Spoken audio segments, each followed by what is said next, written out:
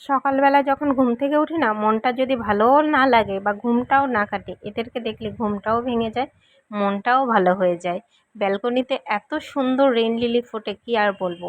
নমস্কার বন্ধুরা, আমি তানিয়া চলে এসেছি একটা ছোট্ট ভিডিও নিয়ে তোমাদের সঙ্গে শেয়ার করতে। সবাই কেমন আছো জানিও, আমি কিন্তু বেশ ভালো আছি। এখন বাজে সকাল 6:30 মতো। ছেলের টিফিন রেডি করছি। ওকে দিয়ে দিলাম একটু জিলেপি আর বাটার টোস্ট, আর সঙ্গে দিয়ে দিলাম দুটো খেজুর। তারপরে ছেলেকে রেডি করে নিয়ে আমি বেরিয়ে পড়লাম। তারপরে দেখো, স্কুল থেকে ফেরার সময় আমার একটু টুকিটাকি কিছু জিনিস কেনা ছিল, তাই পাড়ার মুদি দোকান থেকে কিনে নিয়ে বাড়ি ফিরলাম।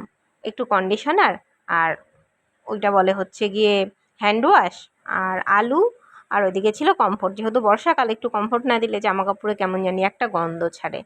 আর ফ্রিজে ছিল মাছ, এসে সেটা বের করে দিলাম। ওইদিকে চিচিঙ্গা ভাজা করব, ডাল করব, সেগুলো সব রেডি করে, আর এক গাদা বাসন জমেছিল, সেই বাসনগুলো মেজে পরিষ্কার করে নিলাম। দেখো, তোমাদের সঙ্গে কথা বলতে বলতে রান্নাবান্না কিন্তু আমার সবই মোটামুটি কমপ্লিট হয়ে গেছে, বাসনও মাজা হয়ে গেছে। তারপরে চলে গেলাম স্নান করে পুজো দিতে, কারণ ছেলেকে আনতে যাওয়া আছে, ওর এখন একটাই ছুটি হচ্ছে। তারপরে বাপের বাড়ি থেকে এসেছিলাম, জামা কাপড়গুলো গোছানো হয়নি, সেগুলো বসে বসে গুছিয়ে নিলাম। তারপরে স্নান করে ছেলেকে এনে, ছেলের খাওয়া হয়ে গেছে।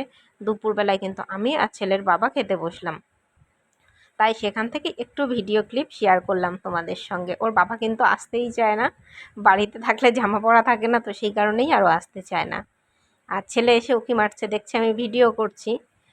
তারপরে খেয়ে দিয়ে আমরা দুপুরে একটা টানা ঘুম দিয়ে দিলাম। আর দেখো, ছেলের ম্যাডাম এসছে পড়াতে, তারপরে ওদের একটু চা আর ছেলের একটু খাবার দিয়ে দিলাম।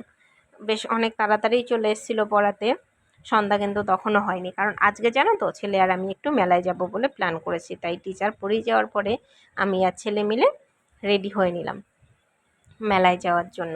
আর প্রচণ্ড কাদা, তোমরা জানো এখন বৃষ্টি হচ্ছে সব সময়, আর রথের মেলায় কাদা হবে না এটা কি হয়? তাই তোমাদের সঙ্গে একটু শেয়ার করছি। আমাদের এখানে কিন্তু বেশ বড় করে রথের মেলা হয়, 7 দিন থাকে। আর আমরা মেলায় যাওয়ার পরে মোটামুটি 3বার বৃষ্টি নেমেছে, কিন্তু লোকের ভিড় দেখো, প্রচুর ভিড়। আর আমাদের এখানে প্রতিদিন এক এক রকমের বেশ পরানো হয় ঠাকুরকে। আজকে ছিল গজবেশ।